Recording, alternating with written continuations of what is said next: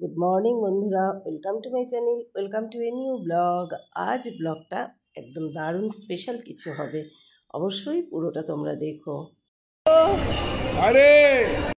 এ দেখো, এখানে কামিনী ফুল ফোটে, টগর ফুল ফোটে, এই লাল ফুলটা হয়, কলা গাছ আছে, আর একটা জিনিস যেটা আছে সেটা হচ্ছে কুল গাছ। এই দেখো কত কত কুল হয়ে গেছে এখনই। সরস্বতী পুজোর আগে তো আমরা কুল খেতাম না, এখন তো দেখি সবাই সব কিছুই করে, কিন্তু এই দেখো অনেক কুল হয়েছে এখানে। আবার এখানে তুলসী গাছও আছে, সবই আছে পার্কে। কামিনী ফুল গাছ এখন দেখলাম হঠাৎ করে আবার কিছুটা কামিনী ফুল ফুটেছে। এই টাইমে তো মনে হয় কামিনী ফুল হয় না। যাই হোক, এইসব আর কি। কুল গাছটা কুল ধরে গেছে দেখে বেশ ভালো লাগলো। আমাদের বাড়িতে ছিল কুল গাছ, কত লোক এসে কুল খেত, কত কুল আমরা বিক্রি করতাম। এই যে কামিনী গাছ, এখনো লাইট জ্বলছে পার্কের ভেতরে না, এই বাইরের পোর্শন। এখানে আবার একটা রেস্টুরেন্ট হয়েছে, সবজি ডাল ভাত চাউমিন কী সব লেখা আছে, সব এগুলো পাওয়া যায়, ক্যাফেটেরিয়া বলে। এই যে এই জন্যই এখানে আবার এই গেট ফেট লাগিয়েছে আর কি। দেখো আজকে কুয়াশাই বন্ধ হচ্ছে না, কুয়াশা এখনো রয়েই আছে।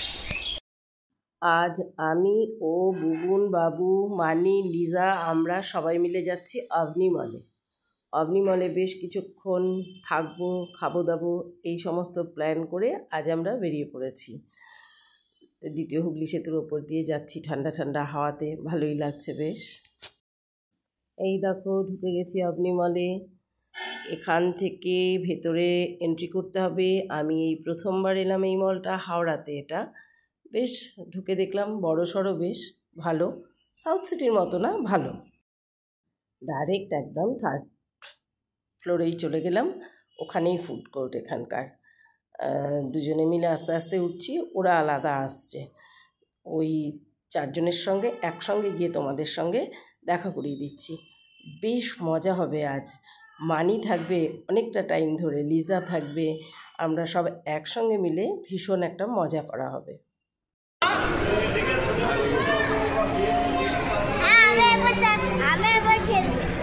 ওইটা দিয়েও আরেকবার খেলবে। তো অনেকক্ষণ ধরে coffee, cold drinks, burger, sizzler সমস্ত কিছু খাওয়া দাওয়া, মানির কেনাকাটা সব কমপ্লিট। শোনাই শোনাই, বল কেমন লেগেছে? কতক্ষণ থাকলাম আমরা? 2 ঘন্টা। না রে শোনা, 4 ঘন্টা। হ্যাঁ হ্যাঁ, আবার আমরা বার্থডের দিন থাকবো। তো বন্ধুরা, আমার না ভীষণ সর্দি লেগেছে, নাকটা একদম বন্ধ থাকছে। নাক বন্ধ থাকলে আমরা সাধারণত সর্দি লাগলে কি করি? নাসো ক্লিয়ার লাগাই, নাসো ক্লিয়ার টানি, ড্রপ দিই, তবে গিয়ে নাকটা পরিষ্কার হয়। কিন্তু আজ আমি একটা তোমাদের এমন জিনিস দেখাবো যাতে করে কিন্তু খুব ঘরোয়া পদ্ধতিতে নাকটা ক্লিয়ার রাখতে পারবে। সেটা কি বলো তো? সেটা হচ্ছে কালো জিরে। এই যে কালো জিরে, খুব ভালো জিনিস এটা। ওই ড্রপগুলো তো সবসময় ভালো না, নাসো ক্লিয়ার বা ওই ড্রপগুলোতে কী হয় জানো তো, হাই প্রেশার যাদের, তাদের কিন্তু প্রেশার চট করে খুব বেড়ে যায়।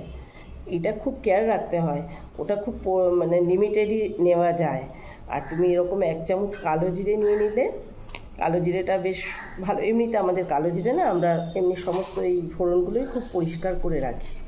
এই কালো জিরেটাকে একটা ন্যাকড়া বা একটা তুমি রুমালে নিতে পারো, আমি একটা, এটা আমার নাইটি ছেঁড়া পরিষ্কার ন্যাকড়া নিয়েছি। সেটাকে এরম করে নিয়ে খুব সুন্দর করে বেঁধে নিতে হবে, টাইট করে।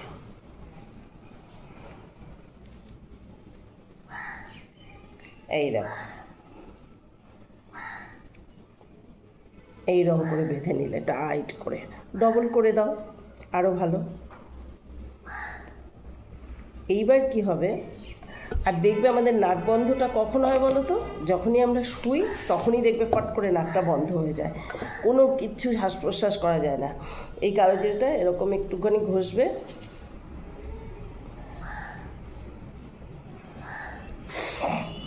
নাক একদম ছেড়ে যাবে, বিশ্বাস করো, এটা ভীষণ ভালো জিনিস।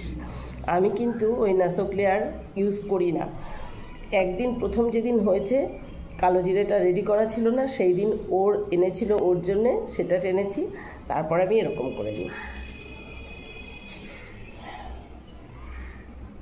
করে দেখতে পারো, ভীষণ ভালো লাগবে। আর ঘরোয়া পদ্ধতিতে এইগুলো করা কিন্তু তোমার ওই নাসোক্লিয়ার ড্রপের চাইতে অনেক ভালো। দেখবে, চলো ওকে জিজ্ঞাসা করি, ও করেছে এটা, ওরও ভালো লেগেছে। হ্যাঁ গো, কালো জিরেটা দিয়ে তোমার ভালো লেগেছিল না? হ্যাঁ, মাথার মধ্যে ঢুকে একদম চট করে মনে হবে যেন মাথার থেকে তোমার একদম পুরো সেরে গেল এইরকম। তাহলে এরকম একটা পুটলি কিন্তু তুমি করে নিতে পারো, খুব ভালো, নাসোক্লিয়ার না দিয়ে। এবার খুব যদি বাড়াবাড়ি হয় তাতেও তুমি এটা উপকার পাবে, কারণ এটা একদম পুরো নাকটা পুরো পরিষ্কার করে দেবে। তা এই একটা জিনিস আমি, এটা আমার বাড়িতে ঠাকুমাও ছোটোবেলা থেকে দেখেছি এরকমই করতো, আমার শাশুড়ি মাও এটা দেখতেন করতো। তখন তো ওইসব নাকের ড্রপ ফপগুলো অত সবাই ইউজ করতো না, তার জন্যে